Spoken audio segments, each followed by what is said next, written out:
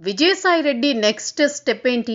మాజీ ఎంపీ, వైసీపీలో కీలకంగా పనిచేసిన సాయిరెడ్డి మరోసారి రాజకీయంగా చర్చకు కారణమయ్యారు. అమరావతి కేంద్రంగా ఆయన చేసిన ట్వీట్, రాజ్యసభలో అమరావతి బిల్లు వేళ మహిళా ఎంపీ చేసిన వ్యాఖ్యలపై వైసీపీ ఎంపీలను నిలదీస్తూ సాయిరెడ్డి చేసిన సోషల్ మీడియా పోస్టింగ్ సంచలనంగా మారాయి. దీంతో సాయిరెడ్డి కొత్త సంకేతాలపై విశ్లేషణలు మొదలయ్యాయి. సాయిరెడ్డి సంకేతాల ద్వారా ఆయన అడుగులు ఎటు అనేది స్పష్టమవుతోంది. సాయిరెడ్డి వైసీపీని వీడారు. జగన్ కోటరీ కారణంగా అని చెప్పారు. ఆ తర్వాత వ్యవసాయం చేసుకుంటా అన్నారు. లిక్కర్ కేసులో సిట్ విచారణకు హాజరయ్యారు. రాజకీయంగా క్రియాశీలకంగా లేకపోయినా ట్వీట్ల ద్వారా తన అభిప్రాయాలు స్పష్టం చేస్తున్నారు. తాజాగా రాజ్యసభలో అమరావతి బిల్లుపై చర్చ, ఆయన చేసిన ట్వీట్లు, స్పందించిన తీరు చూస్తుంటే సాయిరెడ్డి మనసు మళ్లీ వైసీపీ వైపే మళ్లుతోంది అనే చర్చ వినిపిస్తోంది.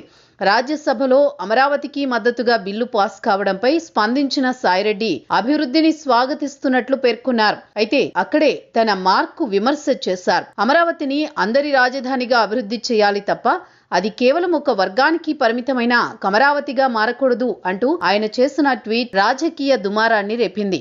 దీనిపై సోషల్ మీడియాలో భిన్న అభిప్రాయాలు వ్యక్తమవుతున్నాయి. కాగా ఆ తర్వాత రాజ్యసభలో రాజధాని అమరావతి బిల్లుపై చర్చ సందర్భంగా కాంగ్రెస్ ఎంపీ రేణుకా చౌదరి చేసిన విమర్శలపై వైసీపీ ఎంపీలు స్పందించకపోవడం, మౌనంగా చూస్తూ ఉండిపోవడంపై విజయసాయిరెడ్డి తీవ్రంగా స్పందించారు. పార్టీ అధ్యక్షుడిని ఓ ఎంపీ నోరు పారేసుకుంటే వైసీపీ ఎంపీలకు చీమ కుట్టినట్లయినా లేదా అంటూ విజయసాయిరెడ్డి నిలదీసిన తీరు రాజకీయంగా ఆసక్తి పెంచుతోంది. తాజా ట్వీట్ ద్వారా జగన్ పై తనకు ఇంకా అభిమానం తగ్గలేదని సాయిరెడ్డి చెప్పే ప్రయత్నం చేశారా అనే చర్చ మొదలైంది.